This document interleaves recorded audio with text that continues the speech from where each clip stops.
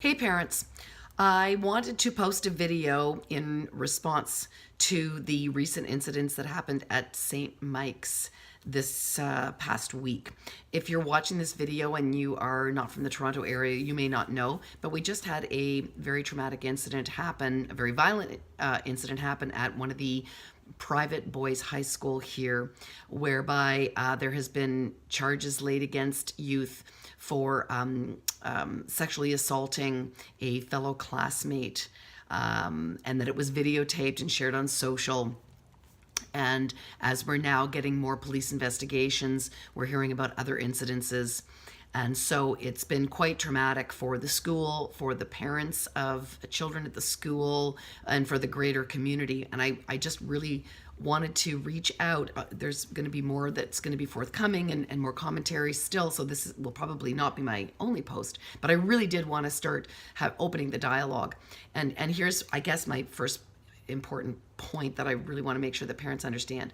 So in Adlerian psychology, we have a saying that, or Adler's advice, if you're going to understand human behavior, how could this happen? How could a 15-year-old sodomize, a fellow student, and people could watch and videotape and post? How could this happen? I know that it's mind-boggling. We have to always start with understanding behavior from the context of saying behavior happens in a social field. It's not about just saying, what was that boy thinking? What was that boy doing? It's not about the individual. It is understanding the individual's choices and behaviors against the backdrop of their social setting. It's the social field. So that's important. That tells us that culture played a part in this crime. And if we look at behaviors that are violent behaviors, the person who's probably the greatest expert in this is Phil Zimbardo.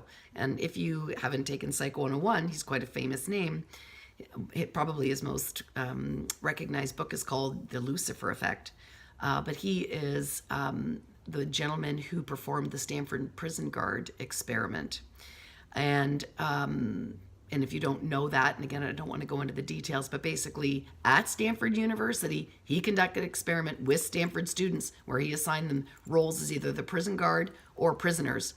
And in the conditions that he created within almost 24 hours, he had Stanford educated university students torturing one another. So there's more to all of that.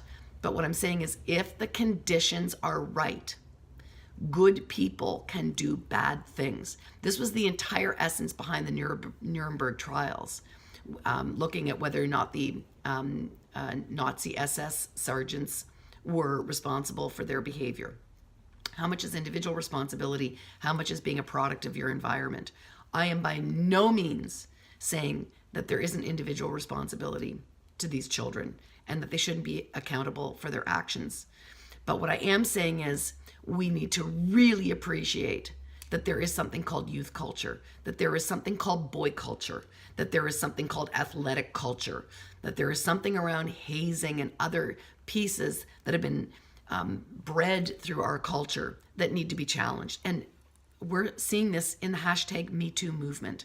So while these are tragedies, it gives us, I hope that we are moving the needle in the right direction by saying it's not okay. And that every one of us, every single one of us, parent, child, principal, community member, are responsible for our piece in shaping culture. And we're all agreeing that this culture is not okay. So how are we going to move that culture?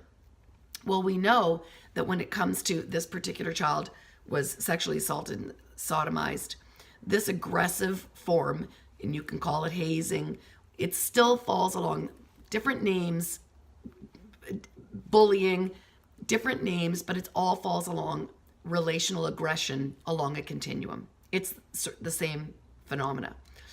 And we know that we have incredible research and programs on how to change cultures of bullying in our schools. So my campaign for parents right now, I've got a few call to actions to make for you. But the first is to say, visit prevnet.ca.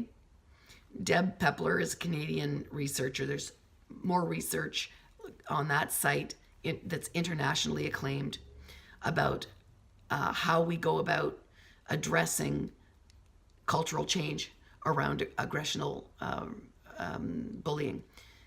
It means that every school needs to make a commitment not to just hire a speaker like me for an hour and a half, but I mean to invest in a program, a multi-year program with multi-players and all the stakeholders involved. It is a long game change, but we can't not do it anymore.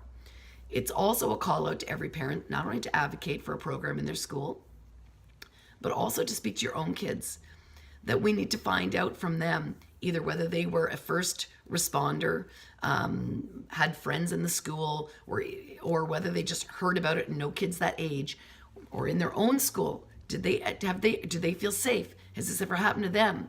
Have they ever wished that they could speak up? Have they ever acted in a way that they felt pressure to do it even though they didn't feel good about themselves?